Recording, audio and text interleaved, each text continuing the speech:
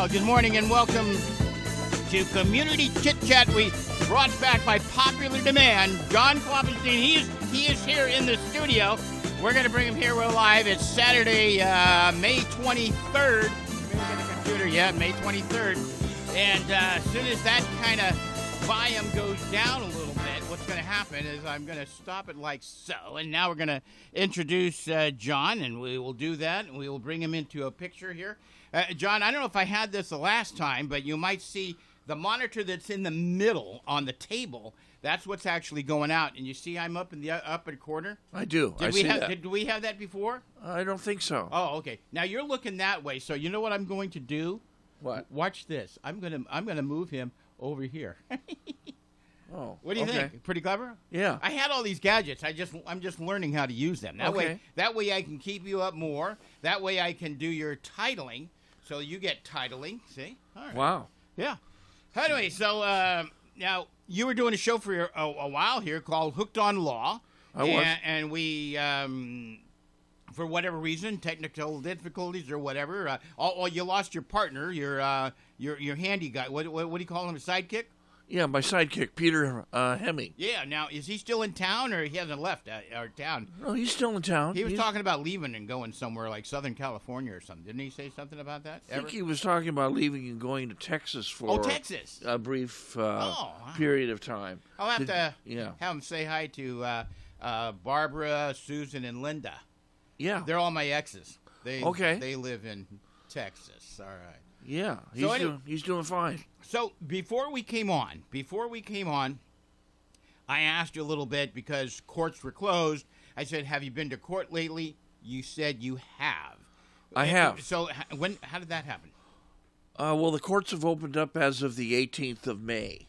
And so they're letting in not only defendants, but they're letting in actually just, relatives or friends or, pretty much anybody. Though they're doing the social distancing, they have everything kind of X'd off where you can sit. And there really aren't a lot of people that are going to court yet. I'm just one of the few attorneys that actually have been going.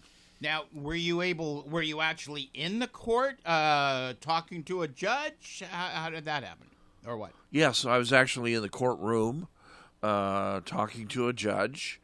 And what they do is they have attorneys and the district attorney, deputy district attorney, appearing remotely.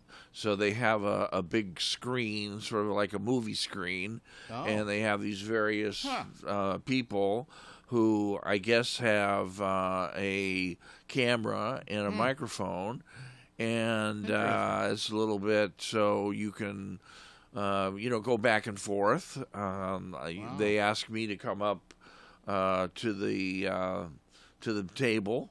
And they have a microphone, and I stand, and the judge asks me some questions. Now, is a judge there, actually? Yeah. Okay, not on a screen. No, okay.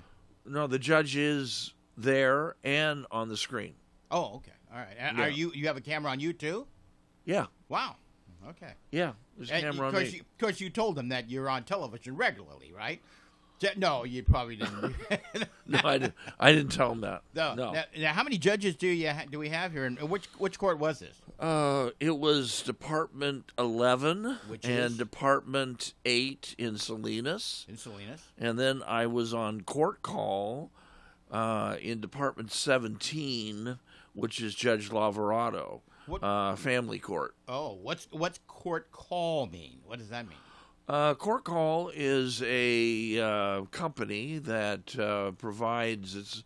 They have an operator. You pay him anywhere between $50 and $80, and they have a call-in number, and they have an operator that then directs your call to the courtroom that you want to talk to the judge, and they have a telephone system set up with a speaker, and what happens is you are then plugged in when the court judge comes on the bench, and you wait, and then when they call your case, you discuss the case with the judge over the telephone.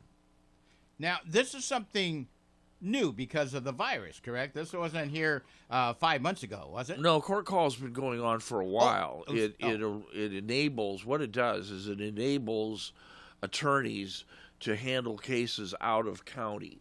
So, for example, let's say somebody calls me from Los Angeles and wants to hire me in a civil case. This is only in civil, not criminal. And so there's a hearing. I call up court call 3 days in advance. I then pay them whatever money fee that they want.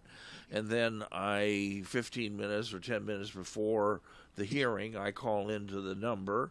Operator says, okay, and they put me on hold for a while. And then when they call the case, I discuss it with the judge without having to get in my car, driving 5 hours, parking, and all the various things that is, so it enables attorneys to represent clients all across the state. Oh, okay. Yeah. Now, by the way, just so the audience knows, I think a lot of them have that idea. Criminal law, criminal court, you might say, deals with things where you violate some law. Does that make sense? Yes. Okay. And whereas a civil, it has to do with, I believe, money mainly. Is that correct? Yes. So, in other words, if for some reason somebody hired me to do something and decided not to pay me after I did it, I want that money. So, therefore, I go into a civil court. Correct. And you can do those depending on the amount. You can go to a small claims. What's the small claims amount now? Up to $10,000. $10,000. Yeah. And then from 10,001 to 24,099 is limited, and then they have unlimited. So they have small claims, limited, and unlimited. Okay.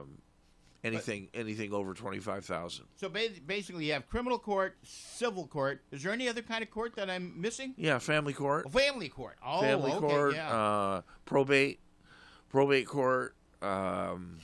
Now, probate. What does that? Oh, is that Probate's when somebody dies. Oh, okay, and you're right. Probating a will. Not that you're on probation. No. No. That you're probating a will.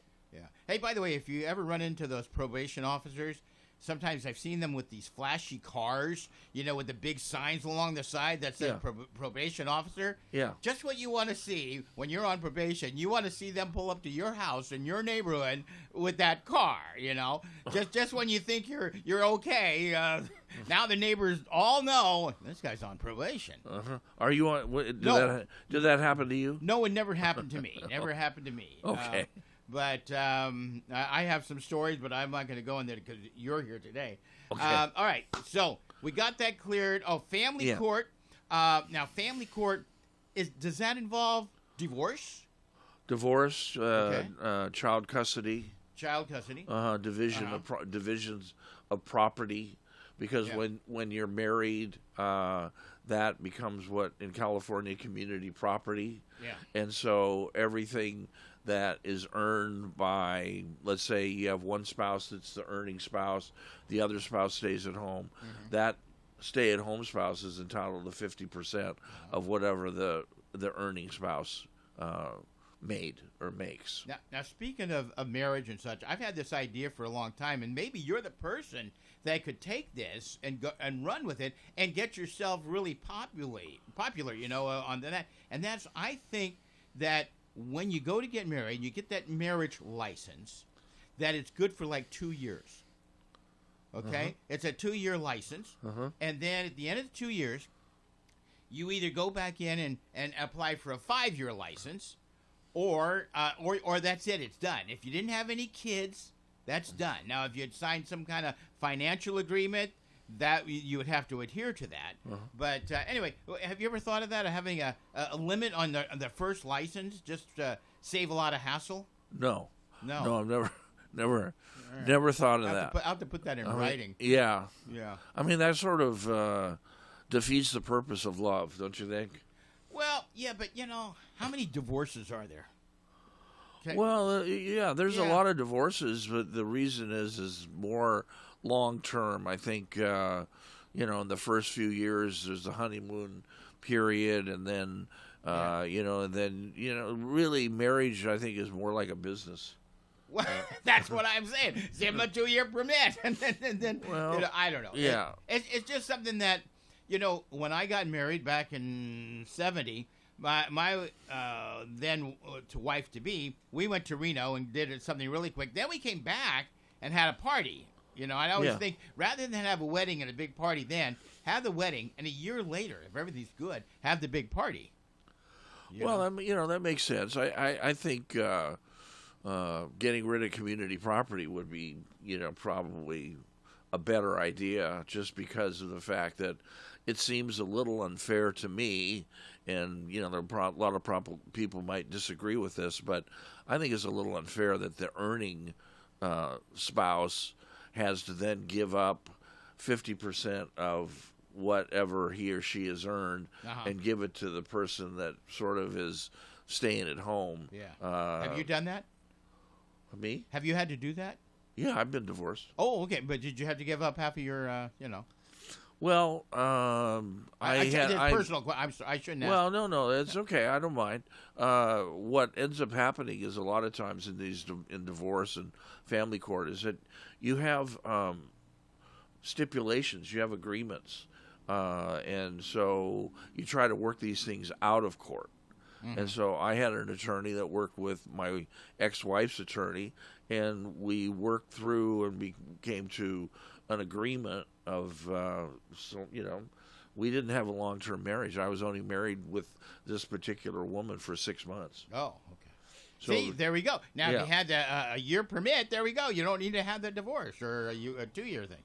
Well, that's true, but then get rid of community property, and then, you just go your own way. Yeah. Well, so wait a minute. So did this person, or things were okay? After 6 months, she didn't want half of your pay, did she? No, we worked out. Okay. We worked out something. Okay. Yeah, okay. I mean, we worked. Right. It was a short-term marriage, and so there's sort of a matrix or parameters, and that you. So I didn't have to pay her too much money. Now that's not something that they would have a jury for, right? It's usually a judge thing by itself. Yeah. No, it's if you can't work it out, the recommendation would be to work it out, because what happens is then you give it to a judge, and then the judge decides. You have a trial, and then the judge decides. Well, you get this, and they get that, and that's the worst scenario. Yeah. You've never had to cut in half a dog or something to split that up. My brother did. My brother up in Seattle. Maybe you didn't hear me. I said cut in half a dog. Yeah, no, I'm telling you. Oh. My brother did. Yeah, I mean they didn't actually cut it in half. No. But my brother was he's a dentist up in Seattle, and he was married, and they had a little poodle. A little mini poodle that was about that big, and it was like their kid. Yeah. And so they had a big fight over custody of this little poodle. Yeah. And my brother lost. Oh. So he had to. I don't know exactly what ended up happening. I didn't know the details, but they did have a big fight over a dog. Oh. Did he have to pay doggy alimony? Or Yeah, he did. Oh boy, he did. He had to pay doggy alimony. That's terrible. Yeah, I know. Believe me, and he's probably one of the cheapest guys I know in my life. He doesn't like to pay anything. Prior to you telling me about the courts and opening everything, I was thinking about this. What if, for instance, what would happen, or what happened? Let's say in two months ago. Somebody got pulled over and got a speeding ticket. Yeah. Would they have been able to do anything in that time? Protested? No. Was there a court date set? How did that work? The marina is where the speeding. Now that's we didn't talk about traffic. Now you bring up another. Traffic court. Yeah, you bring up another. That's traffic court.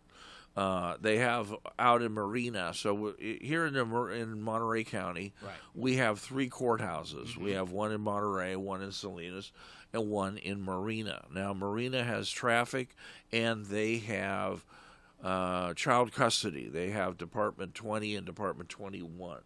And 21 is for child custody matters, and 20 is traffic. They closed. That courthouse was completely closed. And so if you got a speeding ticket, what would end up happening is that it got continued.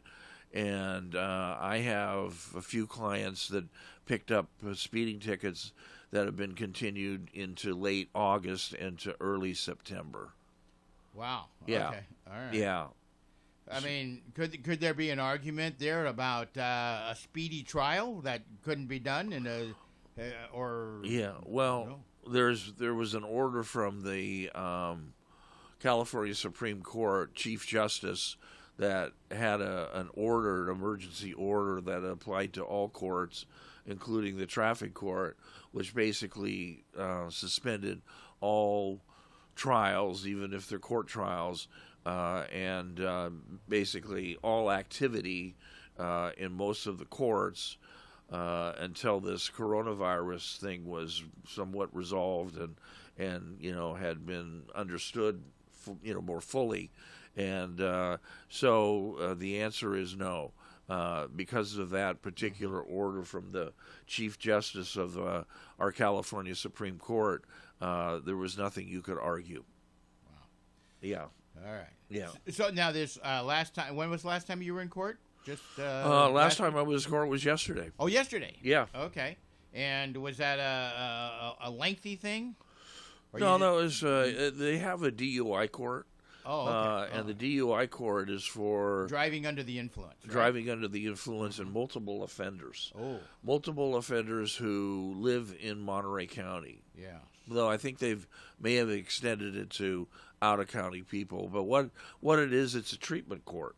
And so they have social workers, they have probation officers, and et cetera. And so if you have a multiple DUI, you can go into this court and you can get into what is a treatment program with them, where you go to AA meetings and you meet with the probation officer and maybe do a outpatient program or something like that. And in return, here in Monterey County, they put defendants on probation for 5 years, which is the maximum. Most counties put defendants on for 3 years. Now, is this for a first offense? Yeah.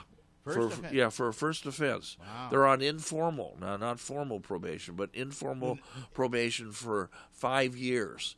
And so what happens with the DUI court is they will terminate your probation early if you can get through this thing, and you don't have to pay huge fines and fees. They have fines and fees that are, up to $2,500, $3,000 that you don't have to pay if you're successful in this program. But it's a pretty rigorous program. And yesterday, one of my clients wanted out.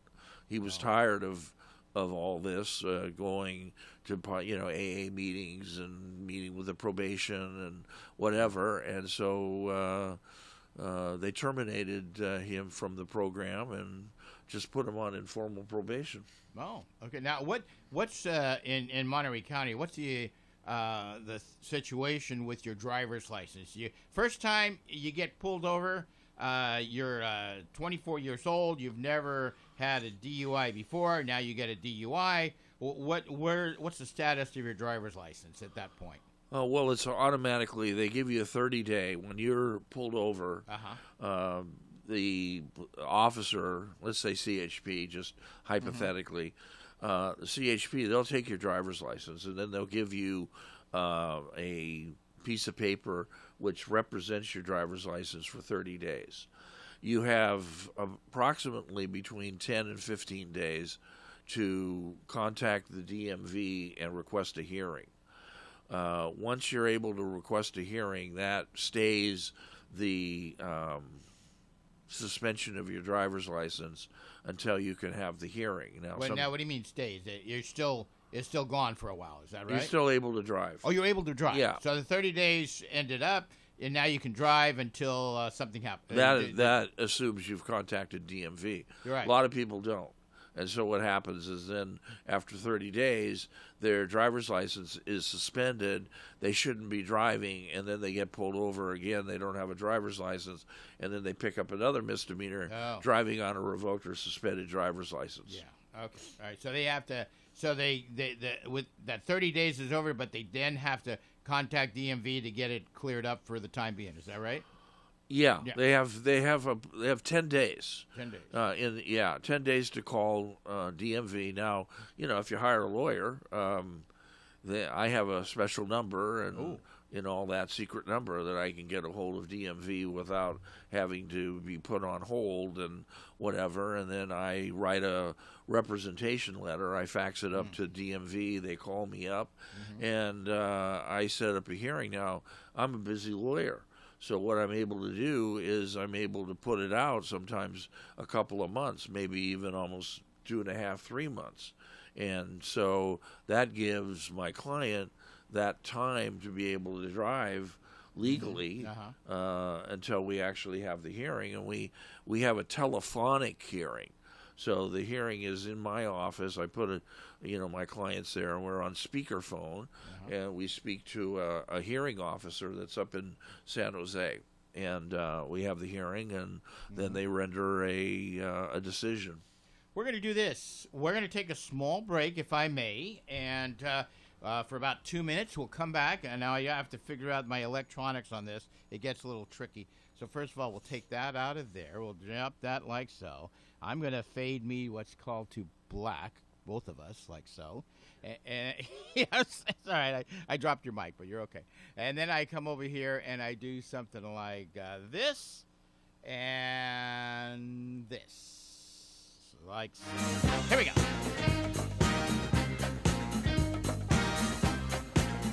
KMBY.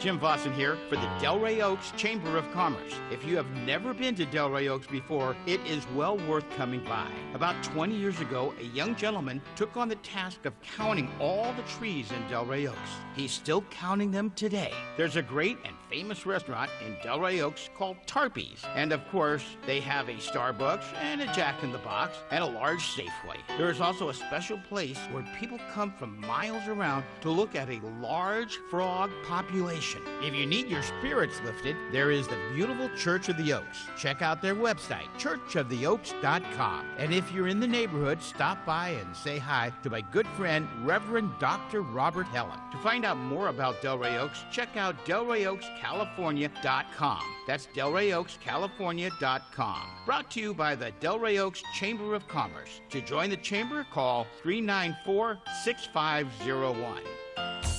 Hi, Jim Vossen here for the Monterey Chamber of Commerce. If you are looking for a great place to dine in Monterey, like the old Fisherman's Grotto on Fisherman's Wharf, check out MontereyEatPlayAndStay.com. If you are looking for a great place to play in Monterey, like Cannery Row, check out MontereyEatPlayAndStay.com. If you are looking for a great place to stay in Monterey, like the Portola Plaza or the Monterey Tides on the beach next door to Seaside, check out MontereyEatPlayAndStay.com.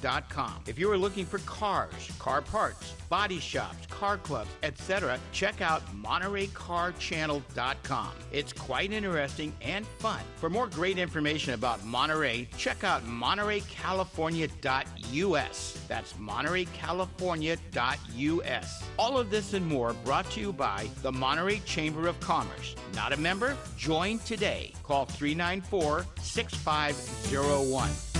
Can I help you, ma'am? Yeah, I'm interested in this SUV. As soon as your husband gets here, I'll be more than happy to show you all the features. Actually, it's for me. Well, then no need looking under the hood. Here's where the cup holders are, and there's the rear view mirror. That's where you can put on your makeup. And this is the steering wheel here. It's what you use to drive with. Hey, honey, come on back here. Tired of being badgered? For a better way and a better deal, come to the Seaside Auto Center in Seaside.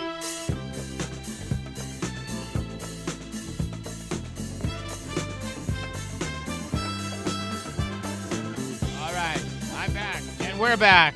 John Klopfenstein, we're going to pause this like so. There we go. All right. I did that, and let's bring him back into the program like so.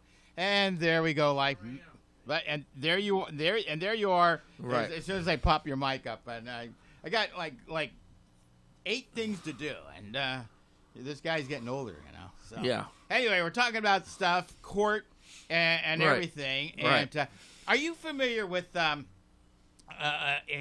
provision? And I don't know how this works anymore. 40502B of the Vehicle Code. This is something that may not apply anymore, and that is you get stopped by an officer for something. Now, for me, I was up in Daly City, living in Daly City. We had 3 courthouses. Now, all 3 courthouses did basically the same thing. They didn't have a separate traffic court. So you had your main court in the county seat in Redwood City. You had one in San Mateo and one in South San Francisco. So if I get stopped in Daly City or San Bruno, I would be assigned to that court in South San Francisco. Now, the idea of 40502B is that you can tell the officer that you want to be heard at the county seat. That would be Redwood City in that case. Now, I don't know if that's a possibility here. The county seat, I assume, would be Salinas, but you have different courts, so it kind of gets a little strange. Right. That makes, I don't know what the county seat. I can speak to that only because I used to work in Yolo County. Yolo County's up where UC Davis and Woodland and what is it? West Sacramento. The county seat is Woodland. Okay. That's the county seat. However, at one point when I first started working up in Yolo County, they had courts in the various cities. So there was a court that was run by one particular judge in Woodland. There was one court that was run by one particular judge in West Sacramento and in Davis. So they had 3 different areas. So if you were pulled over like you talked about, if you were Davis, you'd go to the Davis court. If you were West Sacramento, you go to the West Sacramento court. And if you went to Woodland, you'd go to the Woodland court. Now, what they've done, and maybe the answer is to your question, is they have consolidated to save money. They consolidated the superior courts.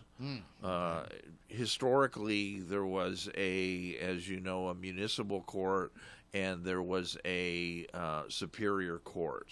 The superior court supposedly had superior judges, older, more experienced judges, and so if you were arrested on a crime, you would go to the municipal court. You would have your preliminary hearing, and then what would happen is you would be rearranged in a superior court, and then that's where the trial would take place. So, like on MeTV, you see Perry Mason. Yeah. A lot of those Perry Mason shows are preliminary hearings. And the preliminary hearings back when Perry Mason was practicing law was like a trial. You see him bring in various witnesses and things like that, and the DA, so it's like a trial. But those are really preliminary hearings, and what happened is that they would gum up the works. They would take forever, and they were, they couldn't get people to trial. They couldn't get defendants to trial. So they passed this Prop 115, which made it a lot, streamlined it, and made it a lot easier for like one police officer can testify for 20 police officers at a preliminary hearing. That's interesting. Yeah.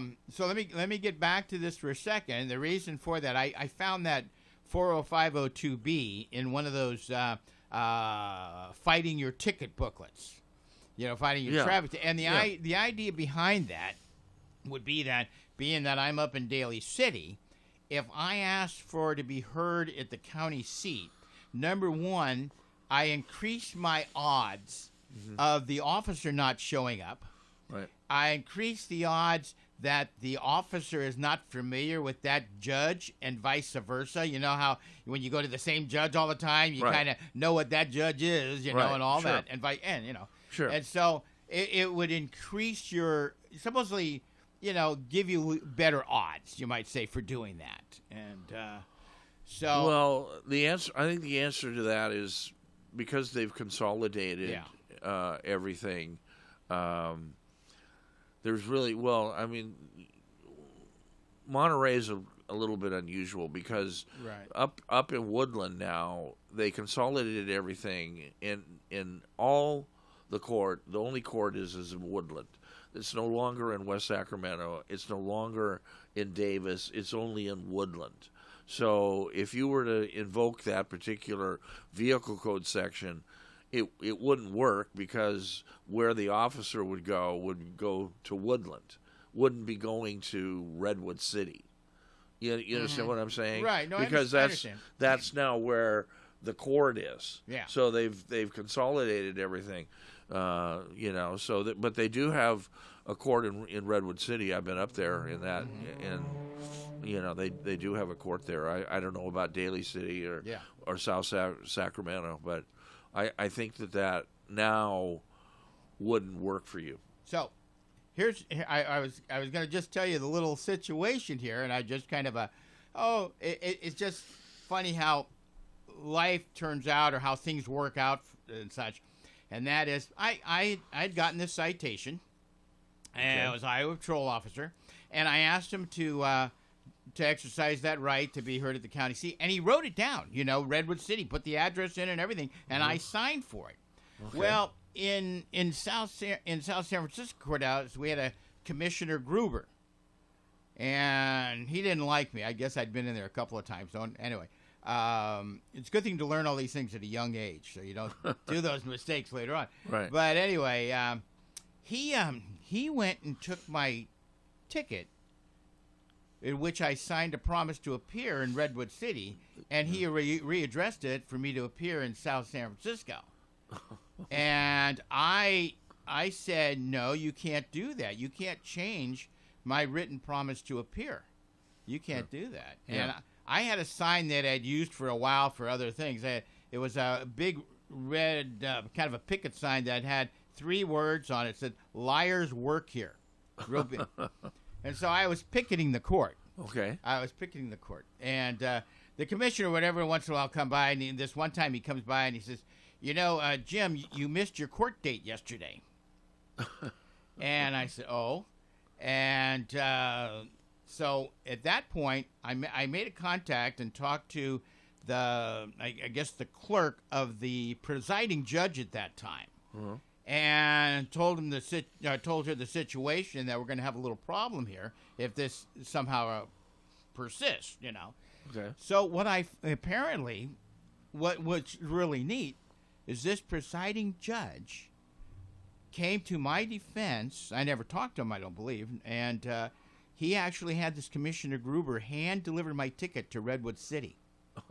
Good. I thought. Good. See now, when I tell people that, like my wife, I call that a notch on my belt. Okay. Yeah. She doesn't think that. She say, "Oh, that was terrible." I said, "Well, you know what?" No, I think it's a notch on your belt. I think that's great. I think more people need to do that sort of thing. There's a lot of injustice out there that are happening that somehow or another we just sort of ignore, and I think that's I call on people to do that more and more and more, and to fight and to question. There used to be question authority. Oh yes, I do that. Yeah, and I think that's something that we need to do, because if you don't, then authority gets complacent, if that's a good word, with the going. In other words, if the authority does something that's wrong, and you don't question it, right, then the authority thinks that it's right. Exactly. And that's exactly. I've always felt myself, and I've had a lot of brush-ins, maybe because I'm a smart. I was going to use that S word, but I didn't. Smart aleck guy, and but when. And I seem to push buttons, whereas the people in charge, like the commissioner and a judge at one point, and so on, will do things that are not right. Right. And here's the thing to me, and that is that, they should be, if you're going to be a judge or a commissioner or an officer, you need to be really holding to the rules. If you expect the ones that you're going to cite that don't, you need to adhere to them. Those have been my thoughts. No, I agree with you. There is a judicial commission that monitors the performance of judges. You can complain to that particular commission on their performance, and they will look into the complaint. And I've been interviewed by and they have attorneys that are involved in this commission, and I've been called and said, I'm calling about such and such a judge. What do you think of him or her? And there's sort of this complaint. Do you think it's justified? That kind of thing. So there are balances. What is it? Checks and balances on judges, and that's the reason that we have attorneys, because if we didn't have attorneys that would question judges and question their decisions, take it up to the appellate court or Supreme Court or U.S. Supreme Court, then, all we would be doing is accepting bad decisions, judges that are biased. We have judges that are put in by particular presidents that, depending on their, political beliefs. Yeah, political beliefs, yeah. And so you get a lot of very conservative judges that are in there that are making, maybe bad decisions, or vice versa. Liberal judges, or vice versa. Yes. Sure. Okay. Sure. Right. Yeah. All right. Right. I was going to touch on something, and I don't know how much you know about this, but the virus that we have and things that have been imposed upon us, mainly by the state and to the county, somewhat. Right. How legal are their demands? They, this thing which I still can't understand, that I can go into a Target. And I can go in there, wear the mask, like they asked you to do that. But I can't go into some other store that is selling the same product. Right. Where do you come with that? What do you think? Well, that's a very interesting subject that you bring up, because I think recently I saw in the news there's a restaurant down in Carmel that apparently wanted to just open up. And was violating this shelter in place, put out tables, nobody had to have masks. They were just operating as if normal, and this coronavirus had been sort of dissipated. They were in court, I believe, on Thursday, because the district attorney's office brought a restraining order against this restaurant, saying that you're violating this order, and temporarily I think the judge ruled in favor of the district attorney's office, and so this restaurant had to change and go to a takeout only. Now, what is essential and what isn't essential is really, the issue to be or not to be, essential versus non-essential things. And you have a very good point, because it appears, and actually the deputy district attorney on TV made this argument, is that, it gives an unfair advantage. So basically Target is getting an unfair advantage over sort of a similar situated business that is not essential, and I think is violation of the law, and I think that's discrimination, and I think that somebody is going to be smart enough, some lawyer, maybe myself, is going to bring some sort of action against the state of California and the governor over all this, because there's a lot of businesses, Jim, that are not going to come back. I mean, they're just not going to come back, even though they're getting some sort of help from the government. But most of that is a loan, isn't that right? Yeah, the loan, right? And loans require a payback. Oh, going back now, there was something just recent in the last 2 weeks in your city in Salinas with the Hobby Lobby. Did you saw that? I did see that. So that's I'm assuming that the Hobby Lobby has a lot of things that Target has. Yeah, no, they do. I agree. Though I've never been in that store. Yeah. I don't know what that's a hobby shop or something. I don't know what that but now I mean. Yeah. Going back to Target just for a minute. Now, I haven't seen it. I usually don't look that far, but when we walk into our Target here, over to one area, the right or something like that, is their little coffee shop, restaurant, almost. You can buy a hot dog and popcorn and stuff there. There are tables there. I don't know if you can sit at them or not, but I'll have to go back and look. Do they have those chairs all gone? Anyway, there's definitely some questions into this. I think that what it comes down to, Jim, is that Target sells food, and as a result of selling food, they become an essential business because of the selling food to the public. These other businesses, like Hobby Lobby, they don't sell food. And so, so you get, Target's got food, it's got, all these different, sections. Here's the deal. It wouldn't have been neat if the county or the state said, all right, Target, you can open, but you can only sell food. You need to rope off all the other areas. Yeah. Well, I think that would have been fair. I think you're right. But, they... Yeah. I mean, look, you go into a Safeway store.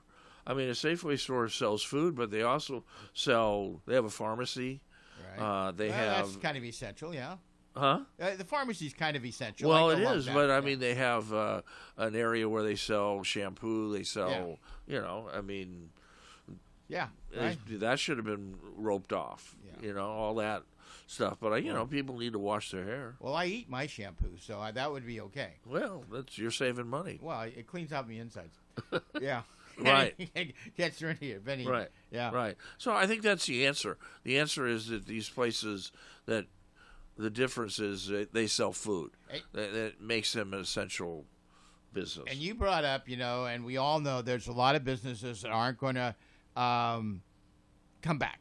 Right. I know for a fact. Now, my wife and I, when everything was normal, quote normal, we might go out to dinner once a month, maybe twice a month. We wouldn't go every week. Okay, I'd bring home a lot of stuff, and we got an In-N-Out here and all that, and McDonald's got everything. Right. So I'd bring home stuff, but I don't see if, say, the end of May or June, that everything's open, you can go out to eat. I don't think my wife and I, and probably a lot of other people, are not going to be rushing to do that. Well, I tried to take my daughter to a couple of different places yesterday to buy some fast food. We went over to In-N-Out, and the cars were in the street. Yes. We went over to McDonald's, and the cars were, backed up. Yep. Then what we ended up doing is we ended up going down to Carmel, and I'm going to give a plug to RG Burger, real good burger. They got a great burger, best in town. And we went down there, and I still had to wait in line in order to place my order and to get my food. Go, right? Yeah, to go. It's all to go. Yeah. But more and more people are getting out. I'm seeing, definitely. In the very beginning, there was hardly any cars on the road. There's the determining factor, yeah. Yeah, and now, people are getting out. They're starting to spend the dollars, and so, some of this stuff, the economy is going to come back, but the poor small business owner that's now been out of business for the last 2 months, no money coming in, can't get one of these PPP loans from the government. They're dead. They're dead in the water. We're going to do this. We're going to take a real quick 2-minute break, and we're going to come back, wrap this. Boy, the time's just going by fast. Yeah. I'm having fun. You having fun? Yeah. All yeah, right. I am. Good. All right, and we'll come back. Oh, did I ever tell you that I was banned by a judge, never step foot in a courthouse ever again? No, I never heard that. I thought that might be fun. Hang on a second. We'll be right back. Tell us that story. I'll tell you that story. All right, and let's see where we're at. We're going to take, we're going to give me here, and then we're going to fade me to black. I'm working on it. And we're going to go like this, and we're going to go like this, and this. Here we go.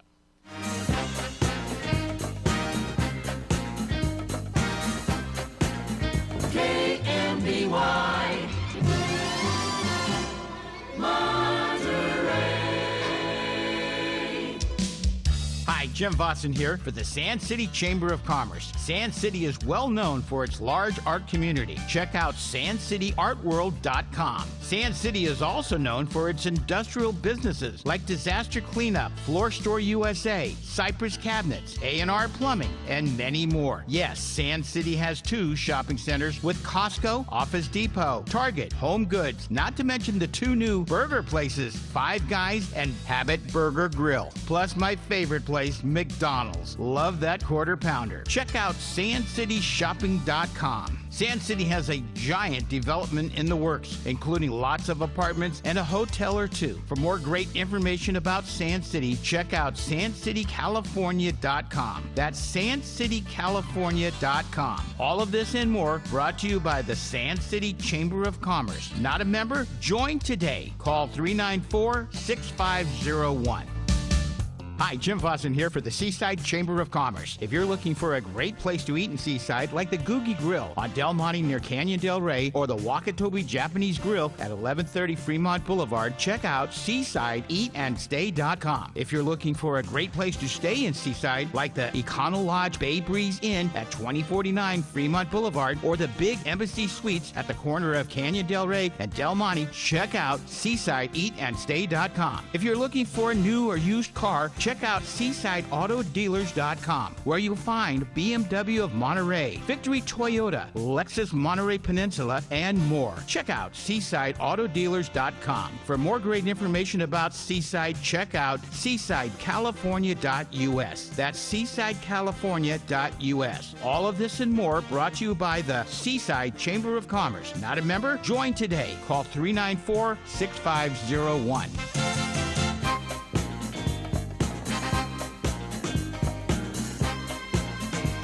Bum, bum, bum, bum, ba-dum, bum, bum, bum.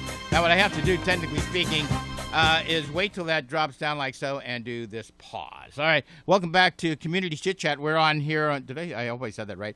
We're here on Saturdays and Wednesday mornings at 9 o'clock.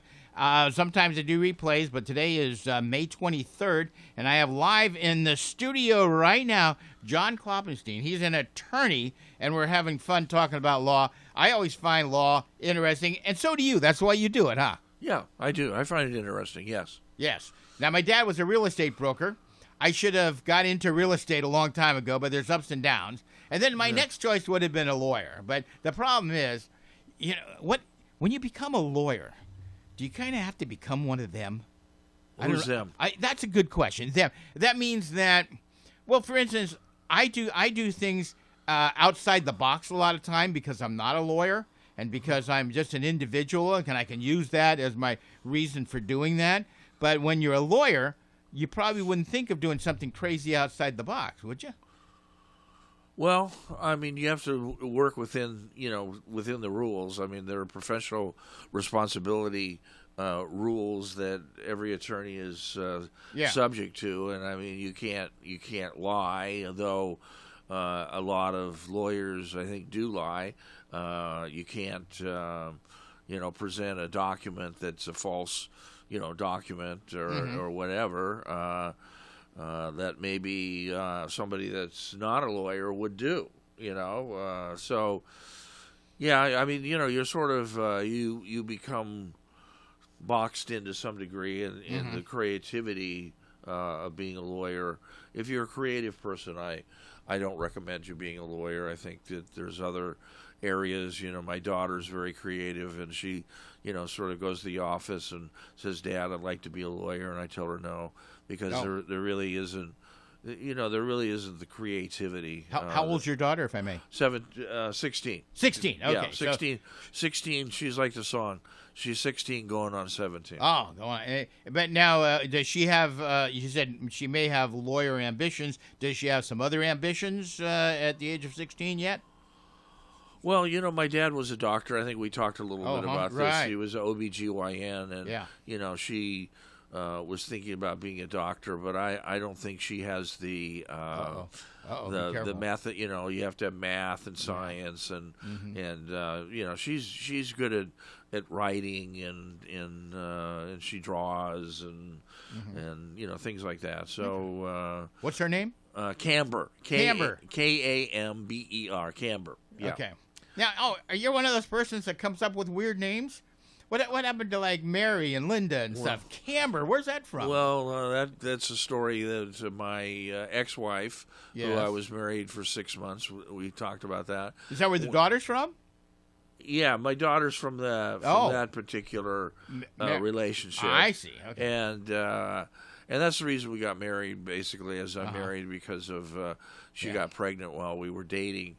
And anyway, she had a friend that was going to name a girl Camber, and so she kept that under her hat. And when the situation, because we wanted to have KHK, because my dad is KHK, Carl Henry. My sister is Carla Hope. She has a daughter that's Kyle Hope. And so we wanted to sort of stay within that genre of KHK. Wow. So we made Camber. We had Camber. Well, let's not vote for a name like Noah Hope. We don't want no hope at all. I don't know. Whatever that means. Right. So anyway, so do you see? I guess you see your daughter quite often, then, right? Well, she lives with me. Oh, she does. Oh, yeah. I have full custody. You have full, good. Good for you. Good for you. Okay. Yeah. You have any other children? No, only her. Would you like some? No. Okay. Just in case there's kids out there. They're too expensive. Yeah. All right. Okay. So now, but you're not. Did you get married again? I did. You did? Okay. Yeah, I did get married. And you're still married? I am. Oh, okay. And what's your wife's name? I think I am. What's your wife's name? Aisha. Okay. And she's Aisha. She's from Morocco. Morocco. Okay. Yeah. Well, that's okay. That name. She's Moroccan. That name, Moroccan, which is over in Europe somewhere, right? No, where's Morocco? Well, it's in Africa. Oh, in Africa. Oh, it's in northern Africa. It's by Algeria. Okay. And it's right across the pond from Spain. Oh. Spain is very close. So it's close. It's close to Europe. You're right. But it's in Africa. Okay. Very good. Yeah, Sahara. I think it touches the Sahara. Okay, desert. this sounds like a thing that we need to. Next time you come here, I think we need to ask questions about that. Where'd you meet? We met in my law office. Oh, and was she a client? She was the sister of a client. Sister of a client. Yeah. Okay. Well, yeah, and so good. She came in and we started talking. And probably a story there. Yeah. All right. So here's the thing. Yeah. Years ago, when I had a thriving car burglar alarm business up in San Francisco area. I was actually in South San Francisco. I had a shop and such. And I had a secretary who got called for jury duty. Okay. And what happened was she comes to me on Tuesday saying she had to go to jury duty tomorrow on Wednesday. Okay. Well, apparently she got the notice in her Monday's mail.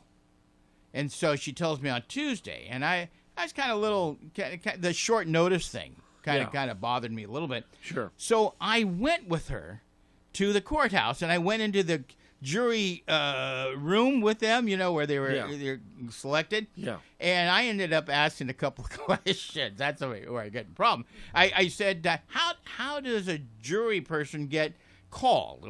What's that initial call from? Well, we usually use from driver's license, I said, well, my secretary's only been driving for 2 years. I've been driving for 20-something years, Yeah.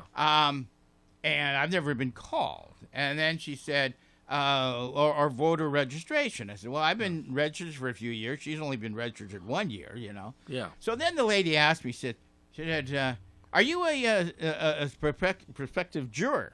And I said, well, no, I just came here with my secretary to ask a couple of questions. Yeah. She leaves the room. She brings in a deputy, the deputy guy, and she points me out. Now, this should be a movie about this. And he goes, oh, him. Like he's seen me before.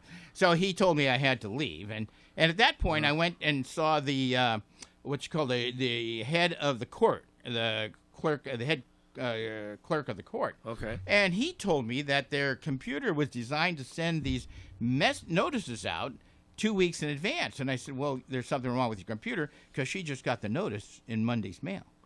So on that point, I left, turns out, and then they didn't need a jury, but she get another notice in 2 weeks.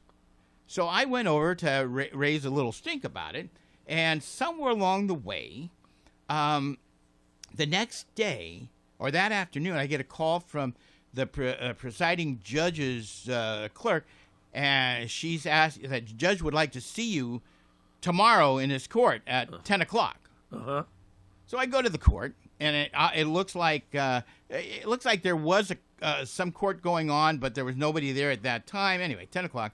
The judge comes in, and they bring me. They call me up, and the judge goes, "I understand you've been pestering my clerks, being rude and obnoxious and all this stuff." And I said, well, I must protest. And he says, well, you can protest if you want. We'll gather witnesses to testify against you. And here comes the cops for me here. Yeah. And so they take me back and put me in a holding cell. You like holding cell? Wow. Yeah, holding cell. They come back out, and they take me back out. They sit me up in the jury section, and the judge brings up these witnesses, and the head of the clerk and the other lady all say, yeah, I was there. I was very loud and obnoxious, and all this stuff. So the judge turned to me and says, by the way, I had handcuffs on. They had, yeah. And so he came over, takes the handcuffs off, and he said, I said, well, do I get to ask questions? No, you don't.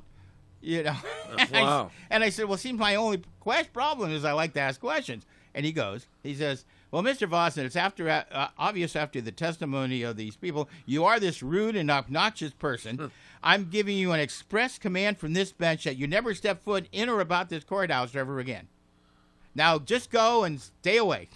Oh, wow. I know. Yeah. So anyway. Well, if you have business there, I mean, I don't think that they could ban you if you had a lawsuit or something. Well, actually, okay, so the order went on, and he says, unless you have business here, now this is the part, the catchy part, and that satisfies the court as to its appropriateness. So that's okay. Now I have this transcript. We'll have to share it someday. And now I just talked us out of time. Is that here? Where did no, that was happen? it. That was up in South San Francisco. Oh, okay. Yeah, Judge Delarios. He's since passed away. Thank bless. We did file a suit. We'll save that for a time. So can I get you back within a few weeks? Oh yeah. You want to come back? Yeah, all right, sure. All right. John Klopfenstein, who has been my guest today. We're going to get out of here. Thank you very much for coming here. And I need to get this back into action so that we can part on a good timing. All right? Thank you very much for joining us today for the Community Chit Chat. Let's get his name off of my name. Let's fade me to black.